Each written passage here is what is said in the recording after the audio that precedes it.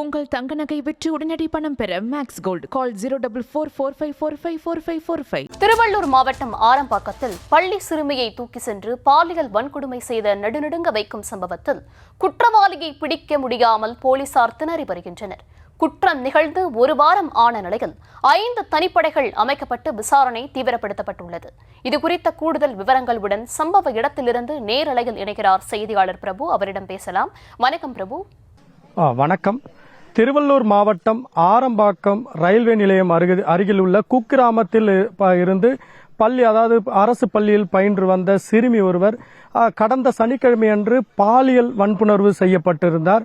இந்த சம்பவமானது தற்பொழுது தமிழகம் மட்டுமில்லாமல் இந்தியா முழுவதும் பூதாகரம் ஆகியுள்ள நிலையில் இதற்கு நீதி கேட்டு அவரது உறவினர்கள் கடுமையான போராட்டத்திலும் ஈடுபட்டு வருகின்றனர். தற்பொழுது அந்த சிறுமி மருத்துவமனையில் சிகிச்சை பெற்று வரும் நிலையில் இதற்கு தகுந்த நீதி வழங்க வேண்டும் எனவும் அந்த கிராமத்தைச் சேர்ந்த உறவினர்களும் அந்த கிராம பொதுமக்களும் கோரிக்கை வைத்துள்ளனர். இந்த நிலையில் நாம் இந்த சம்பவம் நடைபெற்றதாக கூறப்படும் அந்த ஆரம்பாக்கம் ரயில்வே நிலையம் அருகில் உள்ள பகுதியில் தான் உள்ளோம். தற்பொழுது இங்க பார்த்து கொண்டிருக்கிற அந்த காட்சியானது அந்த ஆரம்பாக்கம் பகுதியில் அந்த சம்பவம் நடைபெற்றதாக கூறப்படும் இடம். இந்த ஆரம்பாக்கம் ரயில்வே நிலையத்திலிருந்து எந்தவித பாதுகாப்பும் இல்லாமல் அந்த சிறுமி தனிமையில் கடந்த சனிக்கிழமை மதியம் சுமார் 12:30 மணி அளவில் தனிமையில் நடந்து வந்த போது அந்த பாதைக்கு அந்த தனியாக சென்ற சிறுமியை நோட்டமிட்ட அந்த கொடூரன் அந்த வழியாக சிறுமியை ஃபாலோ பண்ணி வந்து அந்த சிறுமியை அந்த ரோட்டிலிருந்து சற்று அருகில் உள்ள அந்த மாந்தோப்பு பகுதியில் அழைத்து சென்று பாலியல் வன்புணர்வு செய்துள்ளார். இந்த சம்பவமானது தற்பொழுது தமிழகம் முழுவதும் பெரும் அதிர்ச்சி ஏற்படுத்தி வருகிறது. தற்பொழுது நீங்கள் பார்த்து கொண்டிருக்கும் அந்த காட்சியானது அந்த சம்பவம் நடந்ததாக கூறப்பட்ட அந்த மாந்தோப்பு பகுதி. இந்த பகுதியில் தான் அந்த சிறுமி வன்புணர்வு செய்யப்பட்டிருக்கிறார். இந்த பகுதியில் தான் அந்த சிறுமி வன்புணர்வு செய்யப்பட்ட பகுதியிலிருந்து தற்போது, அதாவது அந்த சிறுமி இன்னும் 2 நிமிடங்களில் வீடு போய் சேர வேண்டிய சிறுமியானவள் இந்த பகுதியில் தான் வன்புணர்வு செய்யப்பட்டு அந்த கொடூரனால் இந்த வன்புணர்வு செய்யப்பட்ட இந்த பகுதியை தான் நீங்கள் பார்த்து கொண்டிருக்கீங்க. அப்புறம் இந்த பகுதியை பொறுத்தவரையிலும் பார்த்தீங்கன்னா இந்த ஸ்கூல்லேருந்து அந்த பள்ளிக்கு கொஞ்சம் தூரம் தான். எல்லாமே அந்த 60 குடும்பங்களை வசிக்கிற இந்த இடத்துல அவங்க எந்தவித பாதுகாப்பு இல்லாமல் தான் இவ்வளவு நாளும் வாழ்ந்து வந்துட்டு இருக்காங்க.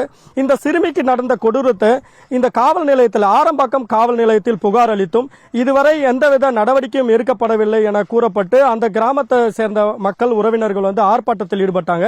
இதனையடுத்து மாவட்ட காவல் கண்காணிப்பாளர் மேற்பார்வையில் 5 தனிப்படைகள், அதாவது ஒரு தனிப்படையிலும் 10 நபர்கள் என 50 பேர் போலீசார் தற்பொழுது தனிப்படை மூலம் காவல்துறையினர் அந்த சிறுமியை வன்புணர்வு செய்த அந்த கொடூரனை தேடி வருகின்றனர். ஆனால் அவர்களின் செல்போன் சிக்னலை வைத்தும் தேடுவதில் காவல்துறையினருக்கு ஒரு சவாலாகவே அமைந்துள்ளது.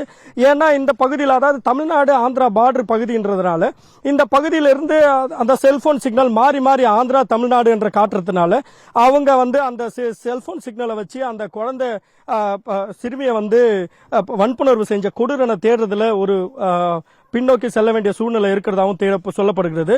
மேலும் 4, அதாவது புலனாய்வு துறையில திறம்பெற்ற 4 போலீசார் அதை ரகசியமாவே அந்த போலீசார் வச்சிட்டு இருக்காங்க. அந்த போலீசாரும் அமைக்கப்பட்டு தற்பொழுது அந்த போலீசார் மூலமா அந்த குற்றவாளியை தேடும் பணியும் நடைபெற்று வரும் சூழல இந்த குற்றவாளியை உடனடியாக கைது செய்யணும். இப்போ இவ்வளவு நாள் ஆயிட்டோம், அதாவது இன்னைக்கு 7 நாள் முடிஞ்சு போச்சு.